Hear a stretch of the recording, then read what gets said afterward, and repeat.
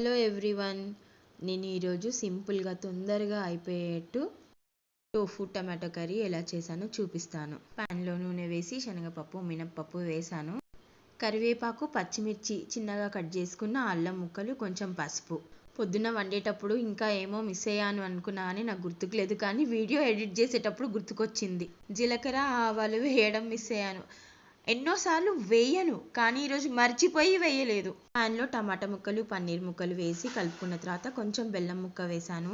బెల్లం డబ్బాకి మూత పెడితే లోపల కొంచెం బూజులాగా వస్తుందని చెప్పేసి దాన్ని ఓపెన్గా జాలి మాత్రమే వేసి జాలి అల్మారాలో పెట్టాను. కర్రీలోకి కాస్త ఉప్పు, జీలకర్ర పొడి, ధనియాల పొడి, బెల్లం వేసి కలుపుకొని సిమ్లో మూత పెట్టేసుకొని కాసేపు వండుకుంటే క్విక్గా అయిపోతుంది కర్రీ. పిచ్చుకలు బాల్కనీలోనే కాకుండా ఆరేసిన బట్టల మీద కూడా గూడు కట్టడానికి ట్రై చేస్తున్నాయి. మీకు చూపిస్తా చూడండి ఎంత గడ్డి కలెక్ట్ అయిందో. ఇది